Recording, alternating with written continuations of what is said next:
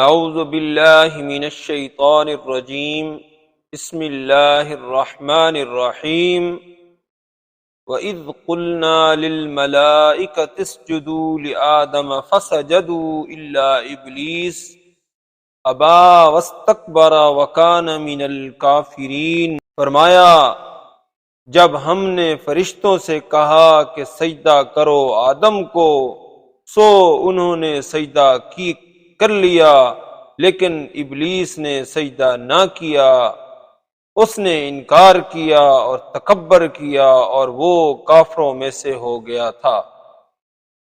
فرشتوں کا آدم علیہ السلام کو سجدہ کرنا اور ابلیس کا انکاری ہونا۔ ناظرین کرام، جب آدم علیہ السلام کی فضیلت ظاہر ہو گئی تو اللہ تعالی نے فرشتوں کو حکم فرمایا کہ ان کو سجدہ کرو۔ فَإِذَا سَوَّيْتُهُ وَنَفَخْتُ فِيهِ مِن رُّوحِي فَقَعُوا لَهُ سَاجِدِينَ، کہ جب میں اس کو بتا دوں اور اس میں اپنی روح پھونک دوں تو تم اس کے لیے سجدے میں گر پڑنا۔ آگے فرمایا ابلیس کی بدتمیزی اور بدبختی، سورہ ہجر میں فرمایا فَسَجَدَ الْمَلَائِكَةُ كُلُّهُمْ أَجْمَعُونَ إِلَّا إِبْلِيسَ أَبَى أَن يَكُونَ مَعَ السَّاجِدِينَ، کہ حکم سن کر فرشتوں نے سجدہ کیا مگر ابلیس مردود نے سجدہ نہ کیا، اس نے اس بات سے انکار کیا کہ وہ سجدہ کرنے والوں میں شامل ہو۔ اللہ جل شانہ نے جب اس سے سوال فرمایا کہ تو سجدہ کرنے والوں کے ساتھ کیوں نہ ہوا، تو نے سجدہ کیوں نہ کیا، اس پر اس نے جواب دیا کہ انا خیر منہ خلقتنی من نار وخلقتہ من طین، سورہ اعراف اور سورہ صاد میں، کہ میں اس سے بہتر ہوں، مجھے آپ نے آگ سے پیدا کیا اور اس کو کیچڑ سے پیدا کیا۔ ابلیس ملعون نے نہ صرف یہ کہ حکم کی تعمیل نہ کی بلکہ اللہ تعالی کے حکم کو غلط بتایا اور اعتراض کر بیٹھا کہ آپ نے افضل کو حکم دیا کہ غیر افضل کو سجدہ کرے، یعنی مٹی کو حکم دیا کہ آگ کو سجدہ کرے۔ یہ حکمت کے خلاف ہے۔ اس نے اپنے خیال میں آگ کو مٹی سے افضل سمجھا، اس لیے جو آگ سے پیدا ہوا ہے اس کو مٹی سے پیدا شدہ شخص سے افضل سمجھ لیا۔ آگ مٹی سے افضل سمجھنا ہی اول تو غلط ہے۔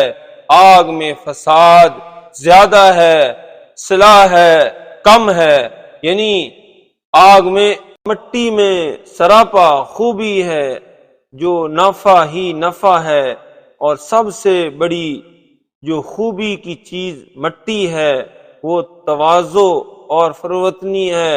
پھر کام کی چیزیں سب زمین ہی سے نکلتی ہیں، انسانوں اور جنوں کے رہنے کی جگہ بھی زمین ہی ہے۔ پھل، میوے، غلے، ہرے بھرے باغ، کھیتیاں سب زمین سے ہی پیدا ہوتی ہیں، اور بہت سی وجوہ سے مٹی کو آگ پر فضیلت حاصل ہے۔ پھر مومن بندے کا کام یہ ہے کہ وہ بات مانے، حکم کی تعمیل کرے اگرچہ اپنی سمجھ کے خلاف ہو۔ حکم عالی سن کر اس نے حجت نکالنا کبر اور نافرمانی ہے۔ اللہ جل شانہ نے سورۃ بقرہ میں فرمایا فَاهْبِطْ مِنْهَا فَمَا يَكُونُ لَكَ أَن تَتَكَبَّرَ فِيهَا فَاخْرُجْ إِنَّكَ مِنَ الصَّاغِرِينَ، کہ تو اس سے اتر، تجھ کو کوئی حق نہیں کہ اس میں تکبر کرے، سو نکل جا، بے شک تو ذلیلوں میں سے ہے۔ اخرج منها فإنك رجیم فإن عليك لعنتی إلی یوم الدین، کہ تو اس سے نکل جا، کیونکہ بے شک تو مردود ہے اور بے شک تجھ پر قیامت کے دن تک میری لعنت رہے گی۔ جو شخص قیامت کے دن تک ملعون رہ گیا اس کے بعد اس پر رحمت ہو ہی نہیں سکتی، پھر تو اس کے لیے دوزخ ہی دوزخ ہے۔ قال اللہ تعالی لَأَمْلَأَنَّ جَهَنَّمَ مِنْكَ وَمِمَّنْ تَبِعَكَ مِنْهُمْ أَجْمَعِينَ۔ غرض کے شیطان کو تکبر کھا گیا اور ہمیشہ کے لیے ملعون، مدحور اور ذلیل و خوار ہو گیا۔ اس نے ملعون ہونا گوارا کیا لیکن حکم ماننا اسے منظور نہ ہوا۔